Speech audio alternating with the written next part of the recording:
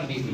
तो प्रतिस्थापन विधि में आइए जरा गौर से, इसमें कुछ नहीं करना है, इसमें एक जगह अलग क्यों नहीं, हाँ किसी एक को अलग करना है और दूसरे समीकरण में वैल्यू को पुट कर देना है। तो मान लो यहाँ पे दो समीकरण है, हम डायरेक्टली हम समीकरण दो से आते हैं, किससे आते हैं, मान लो प्रतिस्थापन के लिए तुम समझ रहे हो ना, हम इसी समीकरण को कर रहे हैं। तो यहाँ पे लिख दे क्या 3x - 5y बराबर 20, समीकरण क्या है यहाँ पे एक और x + 2y बराबर क्या है 3, समीकरण 2, ये समीकरण है हमारा। अब चलो इसमें हम लोग देखते हैं क्या करते हैं। प्रतिस्थापन विधि हम इसमें क्या करना है, एक वेरिएबल को अलग करना है और उस वैल्यू को दूसरे में क्या करना है, दूसरे समीकरण में पुट कर देना है। तो यहाँ पे गौर से देखिए, हम यहाँ से x अलग कर सकते हैं, यहाँ से अगर x अलग कर दें, यहाँ पे अगर तुम चाहो तो अपना लाइन बचा सकते हो, यहाँ पे समीकरण 2 मान ही लौटाओ, तो यहाँ से क्या हो जाएगा 3 - 2y, समीकरण क्या मान लेंगे इसको 3। अब क्या करना,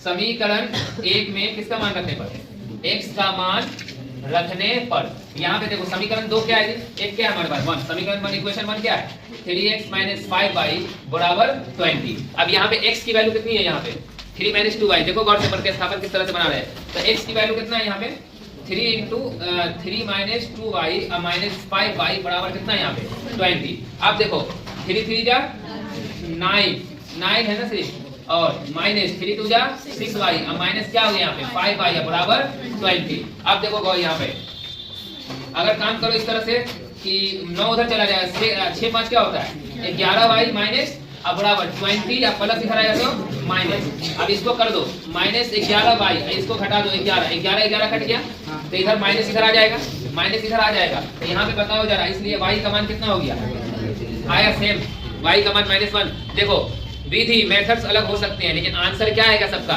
सेम ही आएगा, ठीक है ना। एक ही क्वेश्चन को 4 तरीके से सॉल्व किया जा सकता है। अब मैथ में कहा जाता है कि एक क्वेश्चन को आप कई मेथड से कर सकते हैं। एग्जांपल यहाँ पे है 5 मेथड हुआ कि नहीं, कैसे 5 हुआ 1 2 3 4, ये हो गया एक ग्राफ वाला पढ़े, कितना मेथड हो गया, एक ही क्वेश्चन को यहाँ पे तुम 5 मेथड से सॉल्व कर सकते हो, तो इसीलिए आंसर यहाँ पे सेम होगा, ठीक है।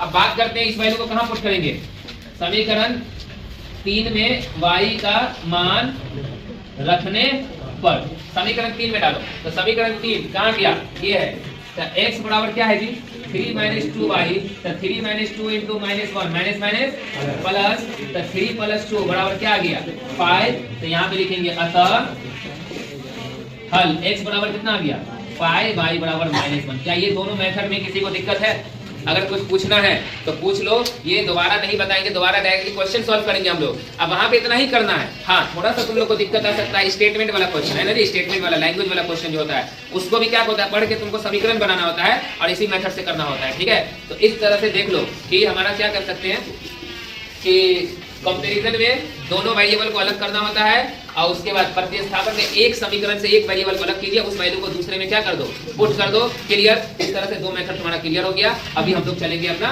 तीसरा मेथड में, वो है विलोपन विधि।